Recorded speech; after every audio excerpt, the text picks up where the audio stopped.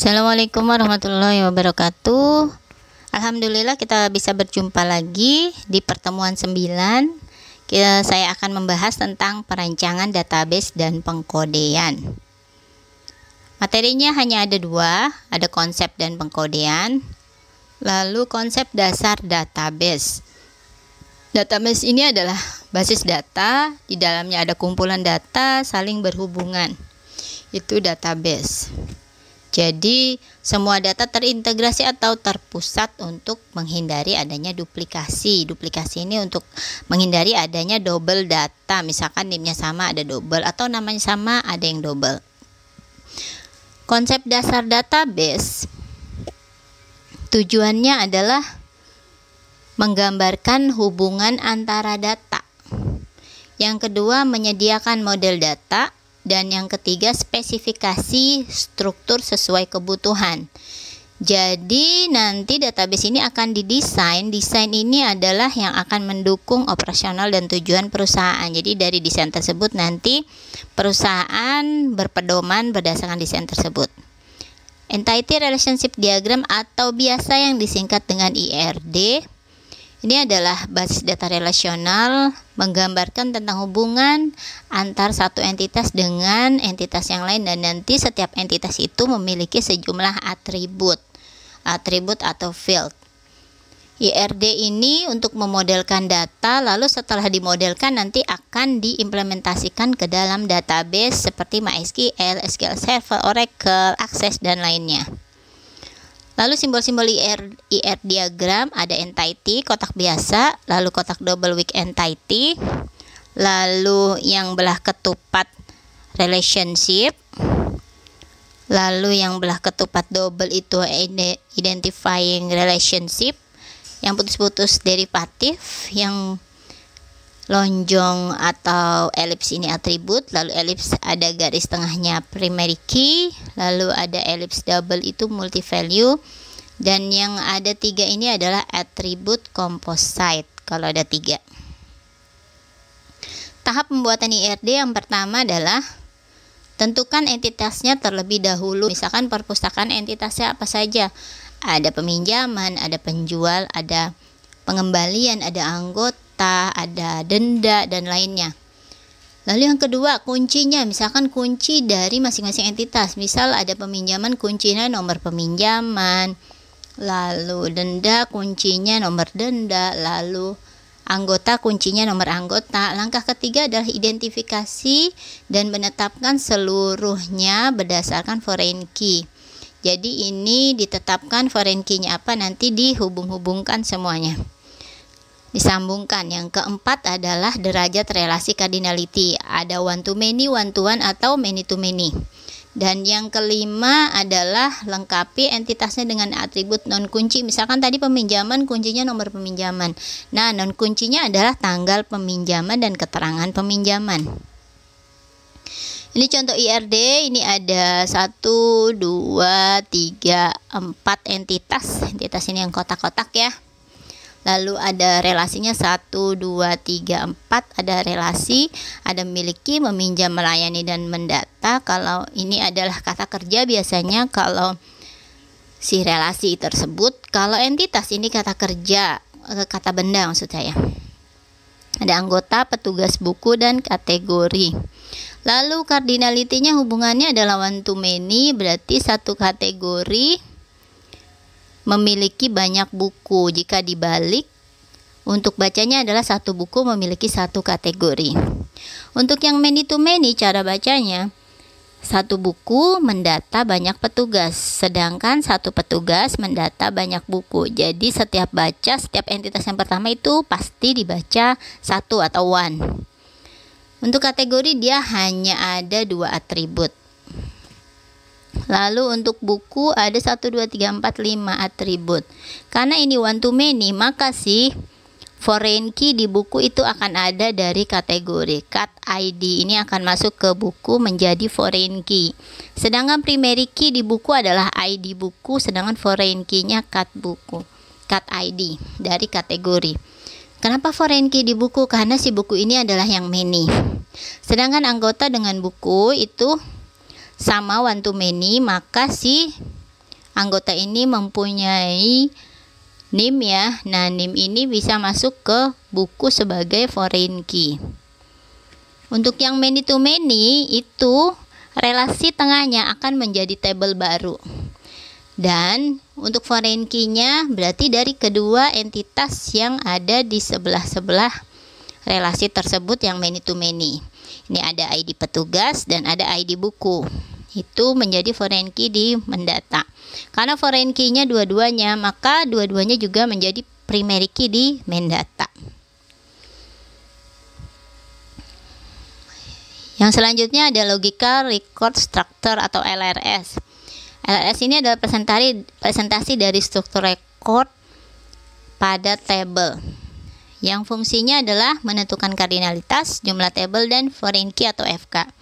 Ini tadi kardinalitas one to many, many to many. Lalu supir, kemudi taksi, satu supir hanya bisa mengemudikan satu taksi. Ini one to one ya, dibolak-balik sama aja satu bacanya. Lalu primary key-nya di supir nomor supir dan taksi nomor taksi. Nah, ini LRS yang terbentuk. Kalau dia many to many, one to one, maka foreign key-nya bisa bolak-balik. Bisa si nomor supir ke taksi atau bisa nomor taksi ke supir. Bebas mau yang mana saja. Intinya kalau one to one itu adalah foreign key diletakkan ke transaksi yang muncul belakangan. Misalkan seperti ini. Ada surat pesanan dan ada kwitansi. Berarti dia pesan dulu baru membayar dengan bukti kwitansi. Maka di nomor surat pesanan akan menjadi foreign key di kwitansi. Nah, seperti itu kalau ilmunya untuk one to one. Lalu one to many. Satu dosen bisa membimbing banyak kelas, sedangkan satu kelas hanya dibimbing oleh satu dosen. Seperti tadi yang saya katakan, satu entitas yang pertama dibaca selalu satu, entitas yang kedua dibaca mengikuti kardinalitinya. Lalu dosen ada NIP, ini primary key-nya, lalu kelas juga ada kelas. LRS yang terbentuk tidak bisa bolak-balik, tetapi foreign key-nya terbentuk di kelas yang many atau di entitas yang many. Ini dia NIP, akhirnya masuk ke dalam kelas. Nah, ini yang many to many. Satu mahasiswa belajar banyak mata kuliah. Satu mata kuliah bisa dipelajari oleh banyak mahasiswa. Relasinya membentuk 3 tabel karena many to many tadi. Relasi itu akan membentuk tabel baru, maka entitasnya sekarang ada 3. Ada mahasiswa, mata kuliah, lalu ajar ini boleh diganti namanya yaitu dengan nilai. Nah, seperti yang tadi saya bilang, yang dari pinggir-pinggir ini primary-nya ke tengah langsung ada NIM, ada kode MK. Nah, ini dua-duanya menjadi super key atau composite key atau bisa menjadi dua-duanya primary key atau bisa juga disebut dengan foreign key. Dan ini harus ditambahkan satu atribut lagi yang tidak berasal dari kedua tabel. Atribut yang berhubungan dengan nilai. LRS yang terbentuk seperti ini, foreign key-nya jadi di tengah semua dari pinggir-pinggir ya. Nah, sekarang kita belajar spesifikasi file atau tabel yang terbentuk dari IRD. Spesifikasi filenya seperti ini, ada nama file buku, nanti ini akan ada di tugas kalian, tolong diperhatikan. Buku, akronimnya buku.myd. Akronim ini adalah kalian meletakkan nama di database-nya, tabelnya itu namanya sebagai apa. Lalu tipe file master, karena file master ini buku ini jarang diupdate. Buku ini di inputnya hanya kadang-kadang saja ketika buku itu datang, tidak mungkin setiap hari buku itu datang yang baru. Kecuali transaksi ini seperti peminjaman, pengembalian, nah itu hampir setiap hari ada, maka itu disebut file transaksi. Akses filenya random, lalu panjang record berasal dari penambahan di sini semua ditambah jadi 250 bytes. Field key-nya adalah kode buku software MySQL. Akses filenya random ini maksudnya acak, boleh mengakses yang mana saja. Nah, ini dia. Primary key-nya ID buku, ada foreign key-nya ID kategori. Ini akronim ini adalah penamaan di dalam tabel atau file buku. Jadi harus sesuai, tidak boleh ada spasi, tidak boleh ada titik, dan simbol-simbol yang tidak diperbolehkan di aturan penamaan variabel. tipenya integer, 5 judul bukunya varchar, tahun terbit, date. Nah, tipe ini disesuaikan dengan fungsi dari atribut tersebut. Lalu juga untuk panjangnya itu juga disesuaikan. Jangan misalkan di database sudah disediakan 100 maka kalian 100 semua dan tidak diganti, itu tidak boleh. Jadi misalkan ada NIM itu 13 maka dipaskan 13. Lalu judul buku ternyata hanya paling banyak 50, ya sudah 50. Lalu penerbit varchar 50, mungkin saja ada penerbit yang 50. Jumlah buku paling banyak 3, ini berarti ratusan ya. Kalau jumlah buku di perpustakaan tersebut paling banyak puluhan, maka diberikan 2 saja. Jadi semua panjang ini tergantung dari kenyataan di lapangan. Teknik pengkodean. Nah, pengkodean ini seperti NIM itu ada maknanya ya. 2009 berarti 2009 ini tahun seperti saya ya. Lalu 09 mungkin ini nomor urut dosen, 09 itu mungkin nomor urut jurusan, dan 509 mungkin ini adalah nomor urut masuknya dosen dengan jurusan tersebut. Sama juga dengan mahasiswa, NIM pun punya artinya agar lebih mudah dideteksi. Kode ini dapat berupa kumpulan angka, huruf, dan karakter khusus. Maksud pengkodean adalah yang pertama, menjaga hubungan dengan sesuatu. Ya, ini seperti tadi saya bilang, mudah mengenali seseorang, tempat, atau NIM tadi jurusannya apa, masuk ke tahun berapa, urutan keberapa. Lalu urutan kode sederhana nih 5676 with letter, dining room 5677. Nah, ini adalah penomoran yang memudahkan si pengguna untuk mengakses tabel tersebut. Itu yang sederhana. Ini yang deviasi abjad.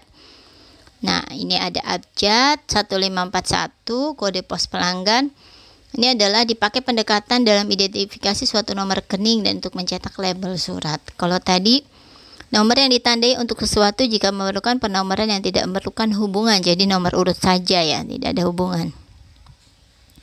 Ini untuk nomor rekening, kode pos pelanggan, lalu namanya seperti saya IFW berarti ada nama inisialnya, lalu alamat dan kode majalahnya. Klasifikasi informasi membedakan di antara kelas-kelas item, yaitu yang pertama klasifikasi kode. Kode F adalah freshman, S adalah sophomore, dan lain-lain. Yang B adalah blok urutan kode, membedakan satu grup data dengan karakteristik khusus. I menunjukkan interest payment, M menunjukkan medical payment, mirip-mirip dengan yang tadi ya, klasifikasi kode. Lalu merahasiakan informasi. Nah, ini agar rahasia namanya kode chipper, substitusi langsung satu huruf untuk lainnya, satu angka untuk lainnya, dan satu huruf untuk suatu angka. BLE, jadi ini ada kode rahasianya dan nomornya segini. Mungkin saja password itu ada kode rahasianya, atau yang digunakan oleh detektif-detektif ya, seperti di luar negeri. Yang keempat, mengumumkan informasi, membuat informasi lebih berarti. Yang pertama adalah kode subset digit signifikasi, untuk menjelaskan suatu produk dengan baik dari kategori di dalam beberapa grup. 202 ini seperti NIM ya, apartemen, 40 warna, 395 produk, 10 ukuran, mirip seperti NIM. Lalu kode mnemonik, BDG Bandung, JKT Jakarta. Jadi dari kepanjangan seperti saya EFW Embun Fajarwati, kombinasi huruf dan simbol yang mudah diingat dan dimengerti. Petunjuk pembuatan kode adalah meringkas, menjaga kode tidak berubah, memastikan kodenya unik dan tidak ada yang sama, itu wajib unik. EFW kalau misalkan ada yang masuk dosen dengan nama inisial, misalkan Eni Fajarwati juga, itu tidak boleh IFW lagi, tapi harus mungkin NFW. Jadi harus berubah dan unik, tidak boleh ada yang sama. Yang keempat, bisa diurut, lalu menghindari kode yang mirip. Tadi EFW misalkan, EFW juga itu mirip bahkan serupa. Kode seragam juga tidak boleh sama. Bolehkan modifikasi kode, bisa membuat kode berarti dan menggunakan kode. Setelah kode dibuat, jadi harus digunakan. Contoh format kode ini inisial barang, lalu merek barang. Inisial misalkan barang pensil berarti PS. Merek barangnya apa? Pensil Snowman S. Lalu nomor barangnya 001 seperti itu. Atau ini MN barang elektronik monitor, P Philips, urutnya adalah 001. Nah, ini ada latihannya membuat entity diagram, logical reconstructor, dan pengkodean. Ini entity relationship diagram sepertinya kalian buat IRD untuk perpustakaan. Tadi perpustakaan atau apa ya? Kita lihat yang tadi. Nah, ini sudah perpustakaan, berarti nanti kalian buat IRD-nya. Saya ingin kalian buat IRD dan LRS saja. IRD dan LRS untuk kasus penjualan barang. Udah situ saja. IRD dan LRS penjualan barang, pengkodeannya tidak perlu. Lalu ini tolong dikerjakan juga pilihan ganda. Jadi nanti kalau dikerjakan yang tadi 50%, pilihan ganda kalau betul semua juga 50%. Sampai 5 soal. Semoga apa yang saya jelaskan hari ini dapat bermanfaat. Saya akhiri dulu. Wassalamualaikum warahmatullahi wabarakatuh.